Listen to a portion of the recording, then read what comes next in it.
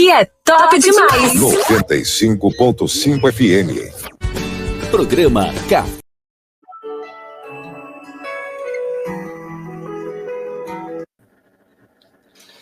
Bom dia a todos os nossos ouvintes, que Deus possa abençoá-los nesta manhã de sexta-feira, neste dia que Deus preparou para todos nós, nossos ouvintes do canal do YouTube, Café com Maná. Está aqui comigo o Bispo Hugo. Bom dia, Bispo Hugo. Também bom dia, Denis. Shalom, shalom, glória a Deus. Deus abençoado, Robson, cada ouvinte abençoado. Que venha a melhor sexta-feira das nossas vidas. Amém, que seja assim, né? Bom dia, Paulo Renato. Chegou também aqui o Paulo Renato. Bom dia, paz para vocês aí, Denis. Bom dia para todo o pessoal que está conosco na rádio, pessoal que entra pelo YouTube. Grande abraço, um final de semana de bênção para vocês. Que bênção. Muito frio aí, Paulo Renato? Rapaz, aqui agora deve estar uns 13 graus, 14 graus. Isso aqui para maringaense é Polo Norte, cara. O Paulo Renato está no Paraná, em Maringá, Bispo Hugo, na Zona Norte de São Paulo. Eu estou aqui na Grande São Paulo, em Jandira.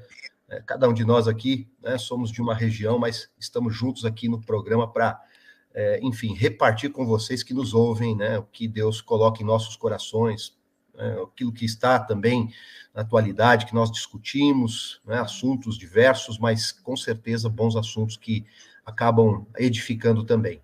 Bom, a pauta hoje é do Paulo Renato. Se quiser começar, Paulo, pode tomar a frente aqui.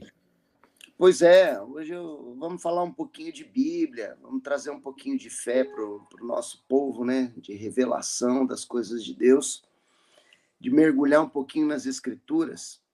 Queria convidar vocês hoje para a gente meditar numa parábola de Jesus, né? Uma parábola chamada Parábola do Juiz Iníquo. Eu queria fazer a leitura de uma parte dela, para a gente pensar junto aqui, confabular junto e trazer algumas ideias sobre essa parábola que possa contribuir com o ouvinte em relação à sua fé.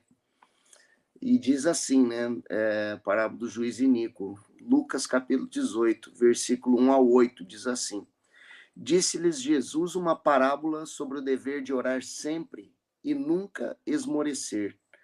Havia em certa cidade um juiz que não temia a Deus, nem respeitava homem algum. Havia também naquela mesma cidade uma viúva que vinha ter com ele, dizendo: Julga minha causa contra o meu adversário. Ele por algum tempo não a quis atender, mas depois disse consigo: Bem que eu não temo a Deus, nem respeito homem algum. Todavia, como esta viúva me importuna, julgarei a sua causa, para não suceder que por fim venha molestar-me. Então disse o Senhor: Considerai no que diz esse juiz iníquo. Não fará Deus justiça aos seus escolhidos, que a ele clamam dia e noite, embora pareça demorado em defendê-los? Digo-vos que depressa lhes fará justiça. Contudo, quando vier o Filho do Homem, achará porventura fé na terra?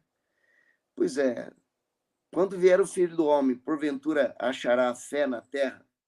Mas a ideia é pensar em primeiro plano na fé que essa mulher, né, que essa chamada viúva aqui, ela teve naquele momento. O primeiro ponto que a gente queria analisar hoje aqui é o que era ser uma viúva sem ter ninguém por si numa época como aquela. Isso que eu queria discorrer em primeiro plano. Qual que era a condição da viúva? A Bíblia da época, né, a lei, falava sobre as viúvas, qual era a condição social que as viúvas eram vistas, alvo de que tipo de condição. Só que no caso dessa, a Bíblia não fala de filhos, e se é viúva não tinha marido, e provavelmente já tinha uma certa idade. O que dizemos sobre isso hoje? Bom, vamos começar então, né? Mas primeiro, bom dia, Bispo João também, que chegou aqui. Né? Bom dia. Benção. Eu quando olho essa parábola, eu vejo que viúvas e órfãos, né? Nós sabemos que no Velho Testamento, Deus, ele ordenava, né, o cuidado com viúvas e órfãos. Deus é Deus que protege os indefesos, os desamparados, os pobres também, né? É uma ordenança, inclusive, do Velho Testamento, o cuidado com viúvas. E Jesus usa exatamente a figura da viúva como uma figura de alguém frágil, né? Poderia ser uma realidade frágil, não apenas uma mulher, mas uma realidade frágil, que não tem ninguém por essa pessoa, ou enfim, né? Essa realidade é uma realidade difícil. A gente vê hoje nações assim, né? Quando olho para o Haiti, por exemplo, é triste de ver que é a nação mais pobre das Américas, né? Na América é a Central, né? Haiti está na América Central, né? E, enfim, e assim, parece que não tem ninguém por aquela nação, ninguém que possa intervir naquela questão, naquela causa. É uma guerra civil, o povo sofre com tudo que está acontecendo, né? Os governos que se levantam acabam tendo uma série de situações, de escândalos e coisas semelhantes. Então, é nesse sentido de fragilidade. Pode ser uma nação, pode ser uma pessoa, pode ser uma sociedade, pode ser, né, uma situação de fragilidade. Só que a fé, ela nos foi concedida exatamente para vencer todas as situações. E você percebe que Jesus, ele atrela a insistência da viúva à ideia de fé, né? Ela bate na porta e diz, né, faz-me justiça.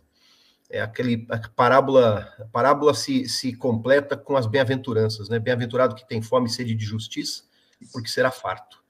Então, a ideia de fé tem a ver com insistência, porque Deus ele olha os nossos corações, ele vê a nossa disposição, ele vê que quando nós não esmorecemos, né, quando insistimos, nós alcançamos, ele nos concede. No final, ele faz uma promessa, né, de que ele concede aos seus, né, que muito rapidamente, aqueles que clamam dia e noite. Amém, amém. Nossos amados bispos aí podem contribuir nesse quesito aí. Ali nós vemos, o que me chama a atenção é o final da frase de Jesus, né? Ele fala da volta dele, né? Ele fala, quando ele chegar, ele vai encontrar fé na terra. Então, eu creio que essa parábola, ela tem uma conexão com um pouco de escatologia, né? Apesar de que você pode achar que eu estou procurando pelo em ovo, mas eu creio que tem escatologia nessa passagem aí. E eu creio que a viúva são aqueles que se sentem desamparados, né? Aqueles que se sentem na humanidade sem justiça, sem resposta para suas aflições, como tem injustiça hoje no planeta, né? Nas famílias, na sociedade. E essa viúva, ela pode simbolizar muita coisa, né? Relacionado exatamente a esse tipo de pessoa que vive no planeta hoje, sofrendo, como disse o Robson aí, sobre o Haiti e tantas outras regiões, né? Não precisa nem ir no Haiti, você vai aqui em São Paulo, né? É impressionante o número de comunidades, de pessoas que vivem uma vida dura, né? Então, essa viúva, para mim, né, representa um tipo de pessoa que está sofrendo na vida, e a resposta está em aguardar em Deus, esperar em Deus, crer em Deus, buscar a face de Deus. A resposta está no Evangelho, né? Que Deus não é um juiz iníquo, Deus é um juiz justo, um juiz reto. E quando você busca nele, você vai ter a resposta que você precisa. Você vai ter a solução para todas as questões da sua vida, né? Então, eu vejo, claro que ali é uma parábola, né? O juiz iníquo, eu acho que é o sistema em que nós estamos inseridos, mas quando você clama a Deus, você pode vencer qualquer sistema de injustiça. É isso que eu creio. Você pode viver injustiça financeira, injustiça nos relacionamentos, injustiça no trabalho, e a resposta está na fé, e não na revolta, não na luta armada, na violência. Eu creio que é isso que Jesus está nos ministrando nessa parábola muito interessante. Além de tantas outras coisas. O que você acha, João? Eu acho que é uma parábola de oração, né? É uma parábola de perseverança na oração. Acho que esse é o propósito da parábola. Nos ensinar a orar e não desistir, né? E o juiz iníquo está ali apenas para uma comparação com Deus, né? Se o juiz iníquo atende, que quanto mais Deus... quando, assim, cada um faz uma maneira, tem uma maneira de interpretar uma parábola, né? Para mim, assim, eu tendo mais a simplificar, assim, é uma questão de perfil, né? Eu tendo muito a simplificar as coisas. Para mim é uma parábola sobre a oração, que Jesus quer ensinar aí que nós devemos orar e sem desistir, e insistir com Deus o máximo, porque Deus vai acabar respondendo, se Deus, como diz a palavra aí, né? Se o juiz não responde porque é mal, vai responder pela insistência, quanto mais Deus, né? Então, para mim não sai desse aspecto, né? Quando eu leio uma parábola, eu não procuro assim dar um sentido para cada um, né, desses elementos da parábola, mas é uma forma, até Jesus fez isso, né? Jesus, na parábola do semeador, diz, né? O semeador é o filho do homem, a semente é a palavra de Deus, o campo é o coração, né? Então, não acho que seja errado, né, você querer encontrar um sentido para cada elemento da parábola, né? Mas eu acredito que a maneira mais simples de você interpretar uma parábola é ver qual é o objetivo dela, né? O que é que o autor, Jesus... aliás, isso mostra a genialidade de Jesus, né? Se você comparar, por exemplo, com o apóstolo Paulo fala, né, seja zelosos, fervorosos no espírito, na oração perseverantes. Quando Paulo diz sejam perseverantes na oração, ele dá uma direção. Jesus, em vez de dar uma direção, ele conta uma parábola, né? Porque a parábola é muito mais fácil de colar na tua alma, né? A história faz com que você compreenda o ensino de uma maneira muito mais permanente do que simplesmente uma direção, né? A gente, quando prega, sabe disso, né? Nós damos muitas direções na pregação, mas nenhuma delas fica na cabeça das pessoas, se a gente parar para pensar, né? Elas vão almoçar depois no domingo, não sei o quanto da nossa pregação ficou na alma, né? Dos nossos membros, né? Mas, se nós contamos uma história, isso elas guardam, a história fica na cabeça. A história, ela tem esse poder, né? E Jesus, gênio como né? Um mestre genial, né? Ele usava muito esse recurso, né? De contar uma história para passar um ensino. E nesse caso aí, eu acho que o objetivo é dizer que nós não podemos desistir de orar, né? Não podemos deixar de bater na porta de Deus, de insistir com Deus, que comparado a esse juiz iníquo aí, é muito mais sensível à nossa dor, seja dor de viúva, seja dor de qualquer necessidade que nós tenhamos. Muito bem, muito bem. A questão a viúva realmente era uma pessoa naquela sociedade, primeiro, que deveria ser alvo de um cuidado especial, né? E a gente vê que esse juiz, Jesus deu a característica de personagem a ele, uma pessoa com um coração tanto quanto duro, né? Ela não tinha ninguém por ela, mas uma pessoa que poderia resolver sua demanda endureceu seu coração. A segunda questão é que teria Jesus aqui, dentro dessa parábola, será que teria Jesus, nesse caso, evocado a situação de uma viúva, como se fosse uma metáfora, né, sobre os momentos solitários, momentos impotentes que a gente vive nos dias de hoje, e às vezes não encontram uma tábua, né, de salvação, algo para poder se apegar. Existem momentos na vida que a gente fica como aquela viúva, tendo uma demanda e as circunstâncias em torno de nós resistindo. Isso é possível? Coisas ruins acontecem com pessoas boas, sofrimentos existem, Bispo Com Robson. certeza, com certeza. A parábola cabe para muitos, né? Para diversos contextos, né? Eu entendo que eu gosto do começo, né? Quando diz aqui o dever de orar sempre, dever. Olha que coisa, né?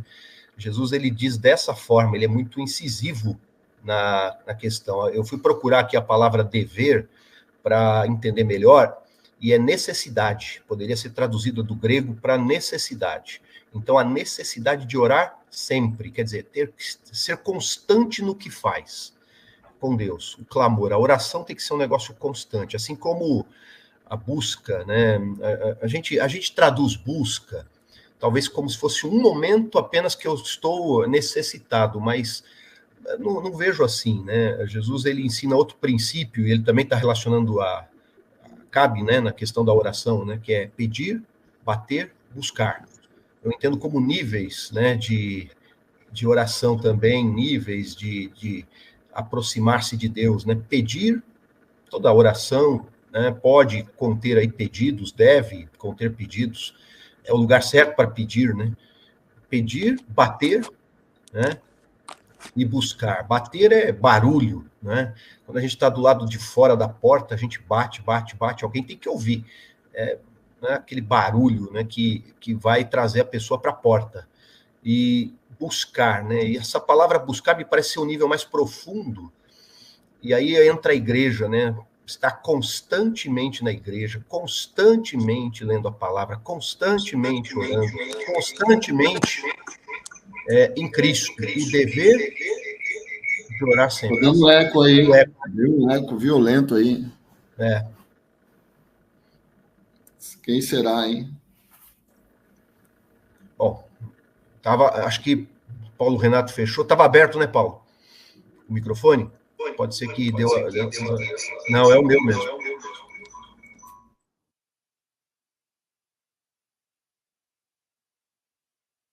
É o do Paulo que está dando essa interferência aí. Pode falar, Robson. Pode falar. Mas será? Bom, então, a parábola, ela se resume a essa ideia. Jesus está falando do dever de orar sempre, sem esmorecer. É outra palavra que aparece, né? Desanimar. No mundo das pessoas desistem tão facilmente das coisas, né? Acho que essa geração é a geração que mais tem características, né? Que, assim, desiste fácil, né? Como é importante insistir, né? Até no trabalho, no dia a dia, você tem uma profissão, você tem que insistir para você crescer numa profissão, para você alcançar certos sonhos, para produzir um negócio. Se não tem essa persistência, é difícil mesmo, não produz, né? O desânimo e a desistência, hoje é um inimigo a ser combatido também, só que é um inimigo interno. Na parábola, a viúva, ela tinha um adversário, por isso que ela vai até o juiz, né? Faz-me justiça contra o meu adversário. Mas existe um primeiro adversário que todos nós devemos considerar, que é o desânimo, a desistência. E aí vale para tudo na vida, inclusive para o reino de Deus.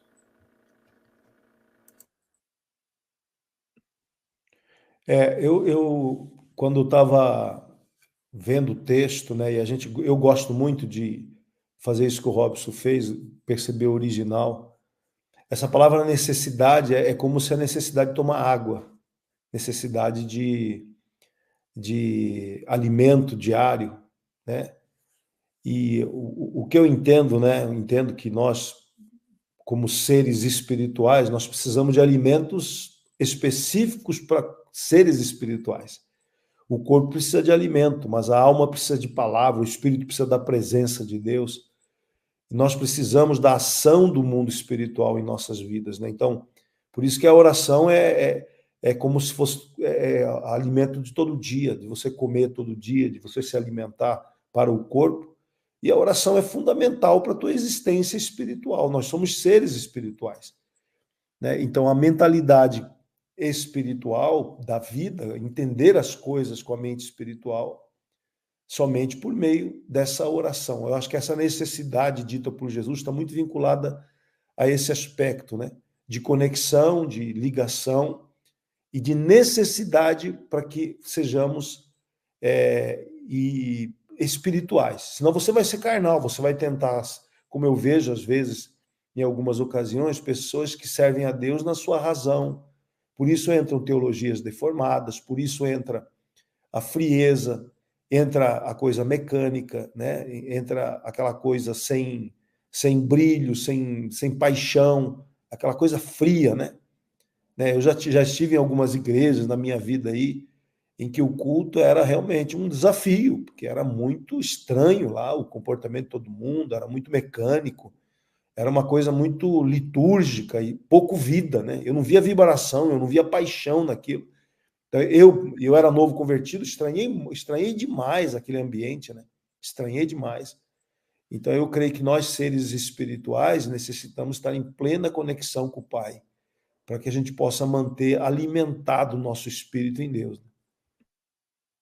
Ontem eu estava falando para um pessoal aqui num grupo, uma célula estratégica que nós temos, né? E eu coloquei um questionamento assim, né? Se você fosse dar um conselho, né, se você fosse dar um conselho para alguém, né, que chega e te pergunta, me dá aí uns caminhos para eu ter êxito na vida, né? Como é que eu faço?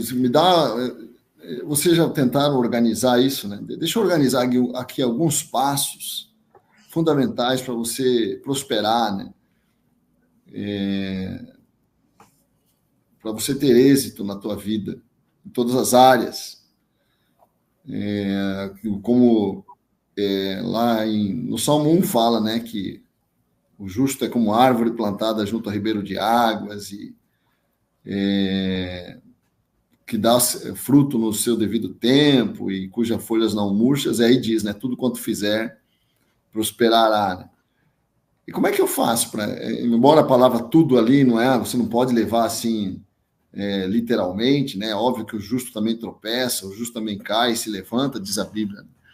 Aliás, esse é uma clássica passagem, né? Para você perceber que às vezes a Bíblia usa hipérbole, né? Tudo ali não significa que você nunca vai ter problema, que você nunca vai tropeçar, que você nunca vai fracassar, mas é uma maneira da Bíblia dizer que no final das contas o justo vai colher a recompensa da sua justiça, né? Tudo quanto fizer, no final das contas ele vai prosperar. Se ele insistir, se ele for tá dando eco aí. Alguém fecha o microfone aí, para dando eco de novo. Acho que agora não. Aquela hora foi a troca de dispositivo, mas agora que não deu, não. Mas deu aqui. Mas o que eu ia dizer, o que eu estava dizendo? Então, um passo, nós falamos em vários passos ali, né? Você ter iniciativa, você ser profundamente responsável, né? Assumir a responsabilidade pelos teus erros e pela tua vida. Mas uma coisa que nós colocamos assim, fundamental para nós ensinarmos, né? Para os nossos discípulos, para a nossa família, né? Para os nossos descendentes, é a importância de uma vida de devoção, né?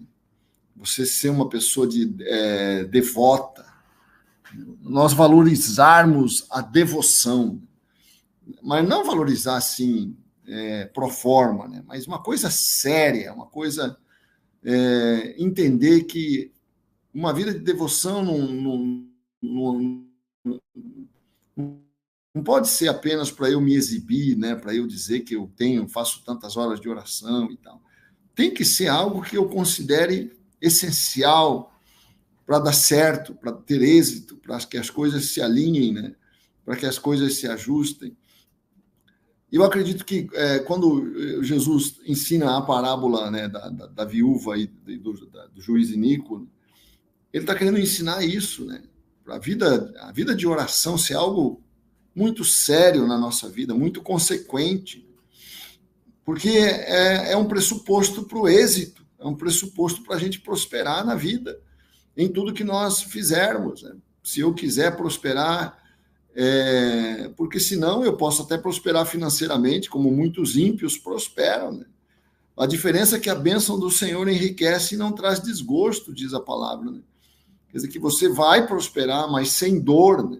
Você vai prosperar e vai colher shalom, vai colher paz, vai colher alegria, vai colher harmonia na tua casa, na tua família.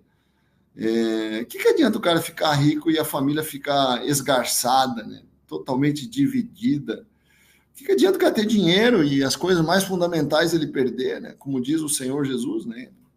Que adianta o homem ganhar o mundo inteiro e perder o que é mais significativo na vida, né? Que é o amor, o afeto da família, a unidade da família, a unidade das pessoas que nós amamos. Então, o êxito pressupõe todas essas coisas. A prosperidade verdadeira, a prosperidade bíblica pressupõe essas coisas. E para isso, nós precisamos de uma vida profunda de devoção. Não é apenas uma oração pro forma, mas uma vida de clamor, uma vida de derramar o coração diante de Deus. Isso. João, eu gosto muito do buscar-me-eis e me achareis quando me buscar de todo o vosso coração. A busca tem que ter o envolvimento do coração, né? A busca não pode ser uma busca mecânica, obrigatória, mas tem que ter o envolvimento do interior da pessoa, né? Aqueles que adoram a Deus em espírito e em verdade, aquele envolvimento interno, né? Eu creio que tem a oração e a oração. Tem aquela oração que ela realmente sai lá da alma, como Ana, né? Quando Ana ora ali pela sua esterilidade ali em 1 Samuel, ela fala, estou aqui derramando a minha alma. Eu creio que esse envolvimento do coração é que produz esse resultado, né? Essa resposta sobrenatural. Mas mesmo quando você não tem isso, mesmo quando o teu sentimento está negativo em relação a Deus, porque isso não é impossível de acontecer, né? É mais comum do que nós gostaríamos. Às vezes eu estou como Noemi, né? Minha alma está amarga, né? Estou chateado com Deus. E você perceber que você não pode seguir o teu sentimento. Não quero saber se eu estou com sentimento negativo. É muito melhor quando o sentimento está positivo, né? Quando o sentimento está junto, né, com a decisão. Mas às vezes não está. Às vezes eu estou chateado, acordei mal, não quero saber de Deus. É o que minha emoção me diz, né? Mas eu não vou dar importância para isso. Eu não vou ser governado por esse sentimento negativo. Eu vou lá fazer a oração do mesmo jeito que eu faço quando eu estou com sentimento positivo. Eu acho que esse é o segredo. O evangélico ele é muito sentimental, né? Ele entra em crise quando ele está com um sentimento negativo em relação a Deus. E eu aprendi que não, se eu estou com um sentimento negativo em relação a Deus, pior para o meu sentimento. Eu vou continuar buscando a Deus da mesma forma que eu busco quando eu estou animado com Deus. Esse é o segredo, você manter o ritmo, sabe? Esse é o segredo da fé. É isso que é andar pela fé. É claro que quanto mais o teu coração, as tuas emoções estiverem juntas com a tua decisão, muito mais gostoso, muito mais animado, muito mais motivacional, né? Eu fico muito mais motivado. Mas eu não posso deixar que um sentimento negativo do dia em relação ao meu Deus governe a minha vida devocional. A minha vida devocional tem que estar funcionar independentemente disso, né? Amém, maravilha, excelente contribuição. Pessoal, aqui no nosso chat, né, vamos dar uma atenção para o chat aqui, o pessoal que está conosco aí na rádio, mais uma vez um forte abraço a vocês, agora já 8h30 da manhã. Aqui nós temos a Sinara Magueta, a Barbearia Dom Rafael, o Omar Nasser, o Douglas Porfírio, a Maria Rodrigues, o Júnior Souza, sempre juntos conosco, o Zimmer, junto conosco também, a Mary, Lisiane Rosa, e a Maria está dando algumas contribuições aqui, a Maria Rodrigues, sempre muito participativa, sempre conectada com a gente.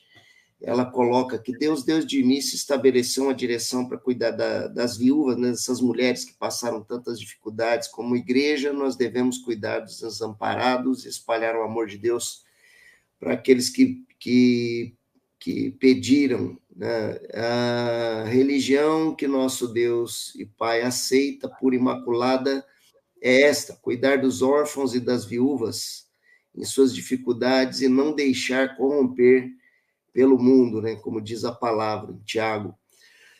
O Senhor protege o estrangeiro, sustém a viúva, Salmo 146, 9. Ela trouxe aqui um versículo de Isaías: seus líderes são rebeldes, amigos de ladrões, todos eles amam o suborno, andam atrás de presentes. Eles não defendem os direitos dos órfãos e não tomam conhecimento da causa das viúvas. Isaías 1, 23. Palavra forte, né? E ela faz algumas contribuições a mais aqui, dando vários textos dentro desse contexto, dessa passagem. E eu queria dar sequência a partir desse versículo que ela colocou aqui, Isaías 1, 23. Tem essa fala contundente, né? Sobre a atitude de juízes iníquos. E uma pergunta que já estava programada aqui, que eu mandei antes lá. Juízes iníquos, eles, assim, não seriam uma coisa da nossa época, ou desde sempre eles existiram? Que iniquidade seria a daquele juiz em especial, mas não seria uma coisa muito da nossa época, ou sempre existiram? Sempre existiram, né? Isso aí, em todas as épocas, iniquidade, injustiças, problemas sociais, problemas familiares, né? Circunstâncias que, enfim, né, elas atingem as famílias, né? Adversidades, né? Vamos usar a palavra adversidade, que é diferente de dá na mesma, vai, adversário, adversidade. Parece que adversário é uma pessoa, né? Mas adversidades pode ser uma série de coisas. Isso acontece em todos os tempos. Então a parábola é atual, né? A parábola fala para nós hoje também, fala para o desamparado, e Deus, ele vê a causa, né, do desamparado, o clamor daqueles que hoje sofrem. Deus ouve, sim, Deus sabe, Deus tem consciência. Só que essa parábola me chama a atenção num ponto também, né, que eu acho que vale a pena a gente discutir, né? Existem diferentes orações, né? Será que existe?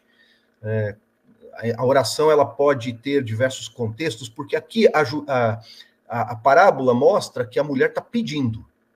Ela está pedindo justiça. Ela não consegue por ela mesma produzir justiça, né?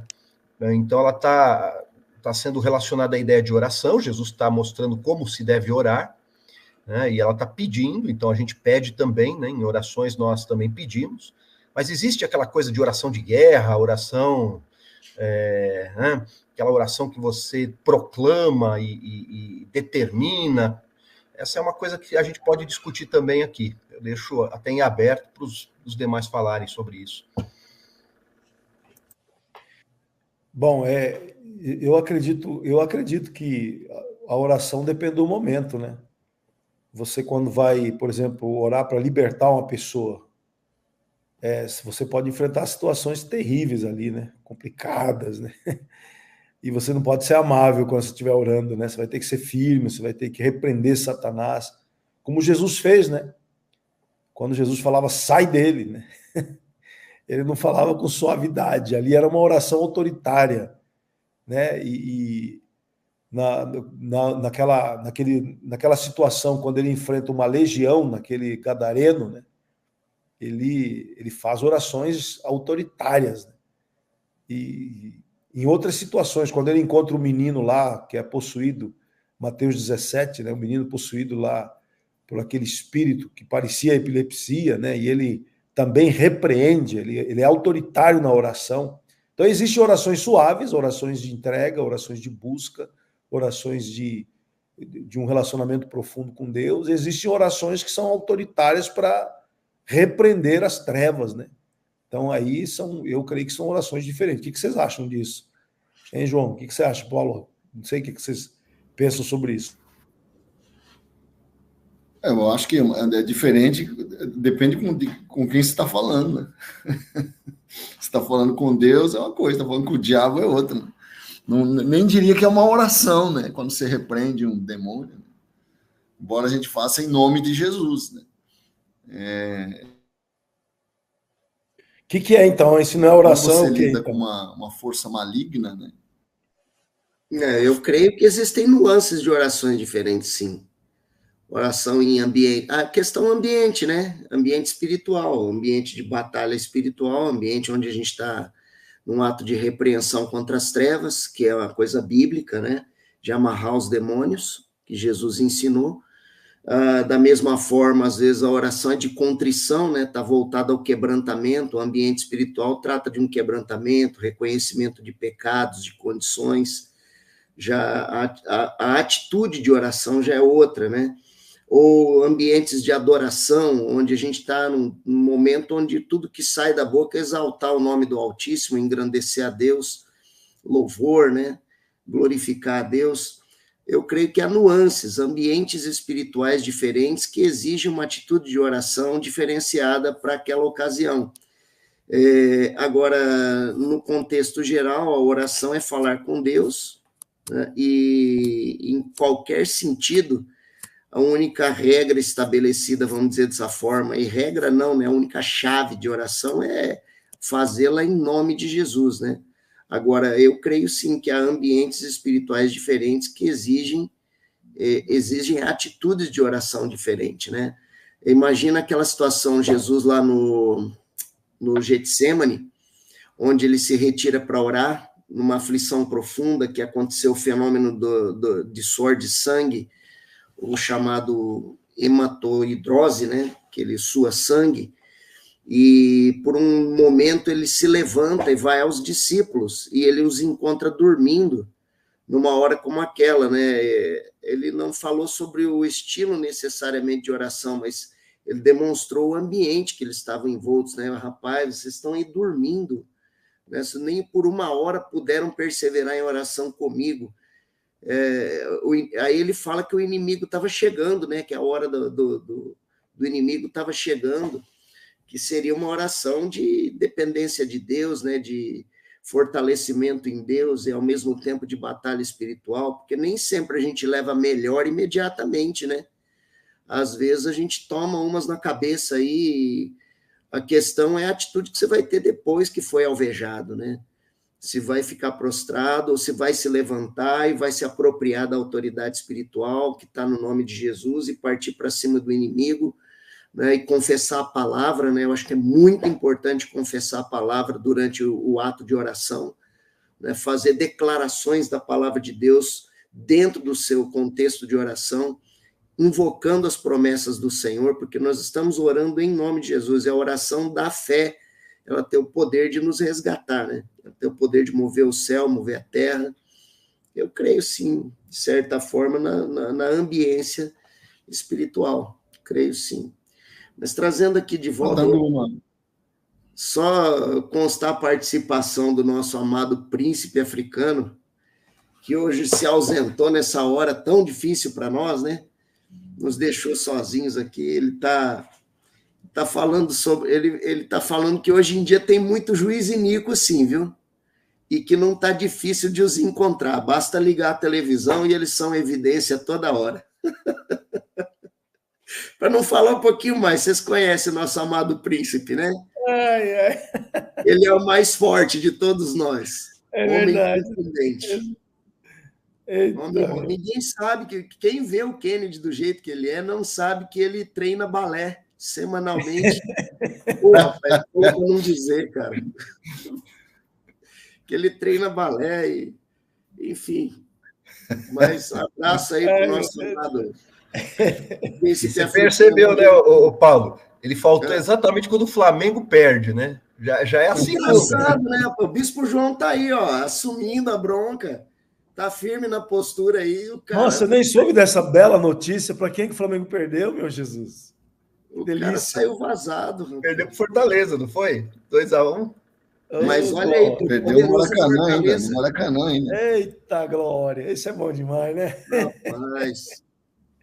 Que coisa, né? Gente, eu estava ouvindo o Paulo Renato falar aqui, e uma das coisas que eu falo para vocês de vez em quando aqui é o projeto que eu fiz, né, para levar a igreja a orar nos cultos.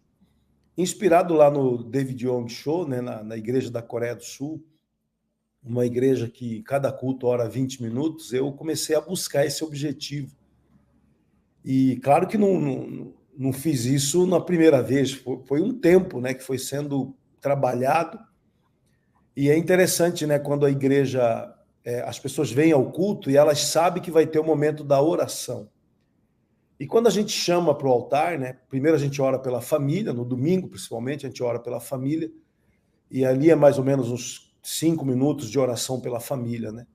Então, no minuto 25 do culto, o culto começa 25 minutos, a gente interrompe o louvor, a banda continua ali no palco e a gente chama, aí entra um líder e ora pela família e chama para o altar. É impressionante o movimento da igreja em relação ao altar. Ninguém precisa ficar falando meia vez. Fala assim, momento do altar agora, as pessoas já vêm desesperadas, já vêm de joelho e fica aquele mar de gente ajoelhado na frente, né? E ali nós começamos um processo de intensidade. E é engraçado que a igreja, no começo, ela não ajoelhava, ela não orava, ela ficava esperando que alguém orasse por ele. Hoje, eu vejo aqui na Zona Norte, né, um movimento de uma igreja que ora. Isso para quem vem para o altar, para quem fica no seu lugar, toda uma igreja orando e adorando, né? E o efeito que traz isso no momento da palavra é absurdo, né? Você vai pregar, a igreja está preparada, né? Parece que ela foi regada, parece aquele jardim cheiroso, né? Que você vai passear nele com aquele cheiro de terra molhada, né? Assim é uma igreja que ora, e aí você vai pregar para uma igreja dessa. É outro padrão, né? A assimilação, a receptividade da igreja. Então, eu desafio aí os pastores que estão conectados com a gente, ensine tua igreja a entrar em oração profunda, vai ensinando primeiros 5 minutos, passa para 7 minutos, aí vai levando a igreja a uma dimensão cada vez mais intensa. Eu organizei meu culto hoje, que dura 1h30 mais ou menos, e tenho esses 20 minutos dentro dele. E olha, eu tenho colhido surpresas, assim, milagres. Agora, o melhor do que milagre é ver a igreja quebrantada. Não tem preço maior do que esse. Então, a oração realmente é um mecanismo sobrenatural. Ele não é normal. A oração não é um negócio padronizado, né? Por quê? O que eu tenho percebido? A surpresa divina é todo culto. Como o culto de terça é um culto de fé e milagres, o culto de terça tem sido assim, eu chego lá com ansiedade do que vai acontecer. Então, tem se tornado um culto diferente, porque as pessoas têm ido lá para buscar seus interesses e tal, mas eles vão por causa da adoração e da oração, né? Então, é um culto onde não é o pastor que prega, não é o dirigente de louvor que dirige, mas é a igreja que ora e busca a Deus. É uma coisa diferente.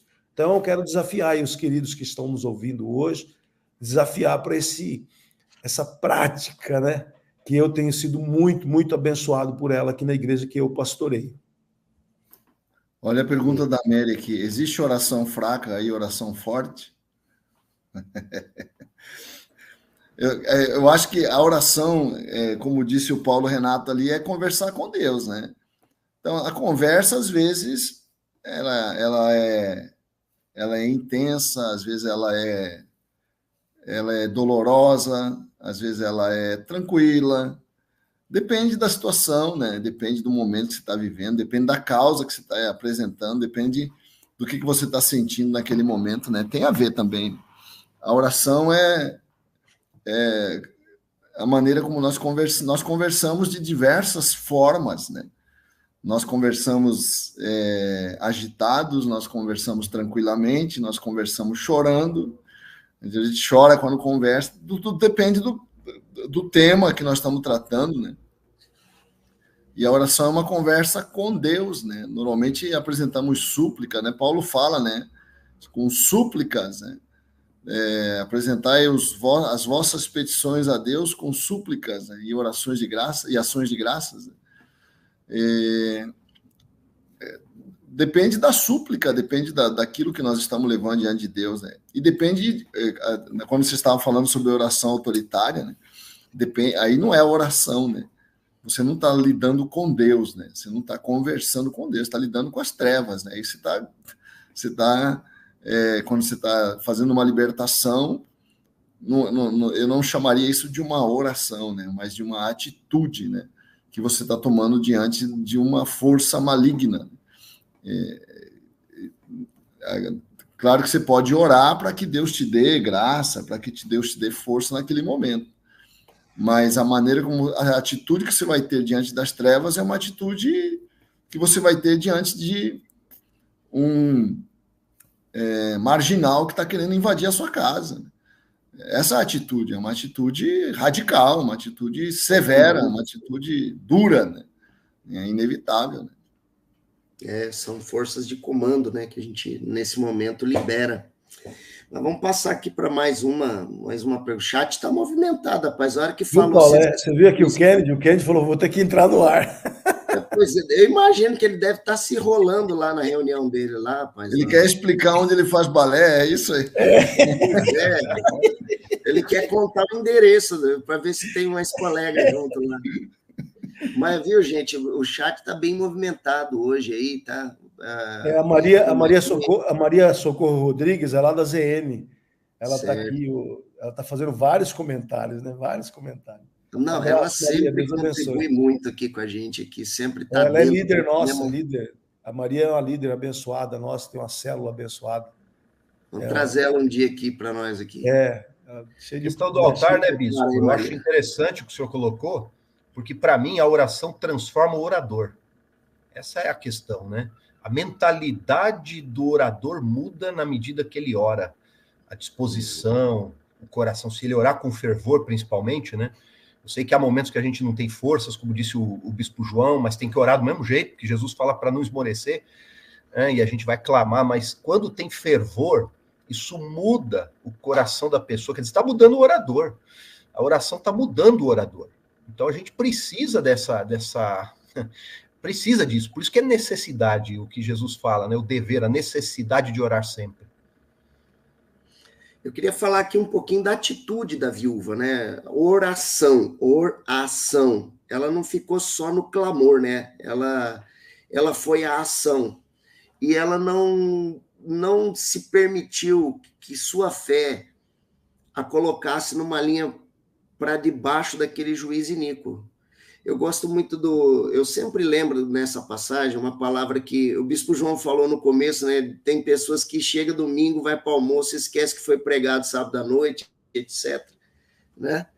Ô, Denis, se você estiver na área aí, o pastor Kennedy está querendo entrar para ter direito de resposta. Conta pra gente aí, Kennedy, onde que é a escola de balé aí? Gente, ele pediu na sexta-feira para dormir e resolveu ligar o programa. Dá uma olhada. Ai. Então, né? Quando eu não estou no programa, ele me zoa, né? É assim, né?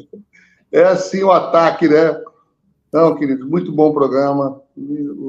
Gostei do tema, estou sendo edificado. Enchi de fé. Eu nunca fiz balé, até porque eu sou manco, né, cara? Todo mundo sabe, né? Não tem como fazer balé. Ele entrou só para falar que não faz balé, rapaz. Imagina você naquelas malhas, Kennedy, toda apertada, assim. Não tem como, cara. Lindo, né? Não tem como, não. Come, rapaz. Que isso? Entendeu? Então, assim, não é isso, não. Mas muito bom programa. Mas na segunda-feira tem a volta, né, Bispo Renato? Espere, viu? Aguarde. Depende do placar, né? Depende do Aguarde. placar. Ó, segunda-feira é casamento e divórcio, hein? Vamos falar sobre um tema bem quente também, né? Você que está aí, já coloca o pessoal para ouvir, né? Vai ser um tema, um tema importante para a igreja, né? Eu acredito que é um tema super importante. Ok, pode concluir, Bispo, desculpe. Não, só isso, é isso mesmo. Que nós teremos uma oportunidade de trazer um esclarecimento importante para a igreja. Maravilhoso. Segundo o pessoal que está conosco aí, rádio, YouTube, né? Avisa geral aí que o tema vai ser importante. Ô, pastor Kennedy, aproveitando sua presença, a atitude daquela mulher, né? Ação, ela não ficou só no ela foi para a ação, né? Eu estava comentando que uma vez o Bispo Rodovalho pregou sobre isso, ele fez uma ilustração com a coisa. que ele imaginou aquela viúva lá na beira da janela do cara, meia-noite, tacando pedra na janela. Julga a minha causa! Julga a minha causa! E ela não dava paz pro homem, rapaz. Quantas vezes ele mandou o guarda, né, tirar ela de lá, mas ela voltava e pedra na janela. Julga a minha causa, doutor! Aí ele falou assim, eu não aguento mais essa mulher, vou julgar a causa dela. Como é que fica o crente, irmão? Que ora uma vez, ora duas, a chapa esquenta, ele desiste, cara? Não, é como a palavra diz, é orar sem esmorecer, né? É não desistir não desistir, pedir, bater, buscar, sabe? Não desistir. Então, porque acho que não vai dar tempo de falar sobre isso, mas eu vi o Bispo Hugo falar que a escatologia, concordo com todos, porque também é uma batalha espiritual. Essa resistência também é espiritual. Né? Tem bênçãos que ficam retidas, sim, né? Nas regiões celestiais, e a oração quebra, mas essa oração ela tem que ser intensa, diária, clamando, intercedendo. Eu creio que essa parábola ela nos ensina muito em relação a isso também, sabia? Sabe, a continuar, a promover essa guerra espiritual, essa batalha de intercessão, de oração. É uma intercessão, né? E a intercessão é uma guerra, né? E a guerra, ela não é vencida na terra. A guerra ela é vencida no ar, nas regiões celestiais, né? O exército humano vence aqui na terra, nós vencemos nas regiões celestiais, quer dizer, acima da terra, né? Então ela venceu o juiz pela oração, pela insistência. E o cara julgou a causa dela, hein? Agora, como disse, né, o Bispo João, acho que falou no começo, né? Se o juiz que é iníquo julgou a causa dela pela persistência, quanto mais nosso Pai Celestial não julgará as nossas causas, né? Claro que ele vai fazer. A questão do crente é a perseverança de oração, né? Saber qual é o Deus que ele serve, em quem ele está se amparando, e qual é a sua confiança e qual é a capacidade do nosso Deus sobre as questões e as causas impossíveis, né? 1 minuto aí, pessoal, para a rádio. Deus abençoe aí, gente, todo mundo. Fique na paz, na graça. O pessoal do YouTube aí, depois a gente fecha lá no YouTube. Isso. Depois da vinheta, não se esqueça, você que está no YouTube, a gente continua ali mais um pouquinho no YouTube para encerrar, né? Domingo tem culto, não se esqueça disso, né? Amém. Não sei se você se lembrou, mas domingo é dia de culto. Dia do Senhor. Aqui na Zona Norte amanhã é festa julina aqui, vai ser bênção, vai ter o arraiá da Zona Norte, vai ser demais. Show. E o Fluminense lá. Se Deus quiser, eu prego em Limeira, aqui no interior de São Paulo. O Fluminense continua em último e o Corinthians perdeu também, tá? Só para encerrar aqui. Tá. O Fluminense empatou com o Criciúma aí dentro, né, Kennedy? Olha a cortina de fumaça. E o Grêmio perdeu também. Vigia, rapaz. O Grêmio nunca perde. O Grêmio ganha experiência em cada partida. Pode fechar, Denis. A gente continua lá no YouTube. Programa Café com Maná. Diferente dos outros, mas igualzinho a você. Então é isso aí, né, gente? Muito bem. Estamos aí de volta com o pessoal do YouTube. Fica firme aí que tem uma última, né? Que é a pergunta de Jesus para fechar a parábola. E porventura, quando vier o Filho do Homem, achará fé na terra? O que vocês me dizem? Eu acho que ele achará, pero não muito, devido ao mar de iniquidade, né? Que hoje o dilúvio que a humanidade vai enfrentar é dilúvio de iniquidade. Então, somente aqueles que estiverem na arca da casa de Deus, da igreja séria, uma igreja bíblica, uma igreja apaixonada, uma igreja comprometida, eu creio que nessa Jesus vai encontrar fé. Mas a humanidade a gente já vê hoje, né? Quantos por cento hoje do planeta é crente? Né? É complicado, né? Então já tem uma proporção absurda contra os que têm fé. Né? Então, eu creio que... Ontem teve um artigo na Folha de São Paulo, o nome do artigo era assim, Nós devemos conversar com os evangélicos ou enfrentá-los. Olha só, esse é o título do artigo. Nós devemos conversar com os evangélicos ou enfrentá-los, né? Eles são reacionários, eles são isso. Será que vale a pena? Vale a pena vocês lerem esse artigo, viu? Para vocês terem uma... Porque esse cara está expressando um pensamento, né? Que é da esquerda. Ele está falando se a esquerda meio nazista, né? Esse pensamento dele, né? Essa tática dele é meio nazista, né?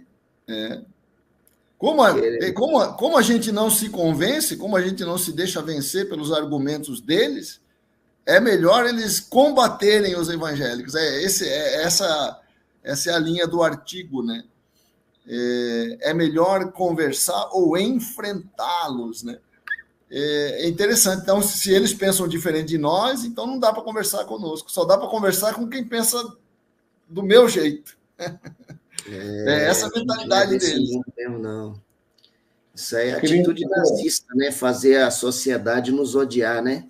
Para justificar as maldades, para nos fazer calar. O comentário dos leitores é isso mesmo, eles são reacionários, esses pastores, esses isso. Há um ódio já na sociedade em relação a nós, né? Não tem como negar isso. Ô, Bispo Hugo, o Omar Nasser está falando aqui que vão prender você na festa, viu? Para prender bispo é R$1.000, viu, gente, para o parceiro de Deus. Eu já respondi aqui, eu tenho habeas corpus preventivo já estou com aqui eu deixo me prender à vontade quando tem a festa. Aqui não. Só que aí é o seguinte, para prender o bispo é R$1.000 para o parceiro. Aí eu fico preso lá 15 minutos, não tem problema. Mas tem habeas corpus preventivo. Tá certo. Apareceu o corintiano, Felipe Romantiazes. Nosso querido contrabaixista lá da Sara Cianorte. Um abraço, viu? Amém, vocês são demais. Ô, Kennedy, dá uma atenção aí pro chat, ó, só uma coisa aqui. A Cirlei Batista, ela fala, né, as orações salvaram meu filho do Covid. Oramos e clamamos por ele em família e a igreja em frente ao hospital. E ele foi curado. Devia estar num estado difícil, né? O filho dela já deu testemunho aqui na rádio, lembra quem? O Douglas, né? Sim. Ele, né? Ele viu. Ele ficou muito, muito mal. Ficou não sei quantos dias, mais de mês, assim, entubado. Mais de mês? Ela foi chamada, acho que umas 3 vezes para se despedir do filho. Mas Deus resgatou. Ela vinha aqui cedo, lá da Zona Norte, muito longe. Ela clamou muito por esse menino. Clamou muito. E Deus ouviu. É novo, rapaz? Deve ter uns 35 anos, mais ou menos. Caramba, hein? Era atleta, né?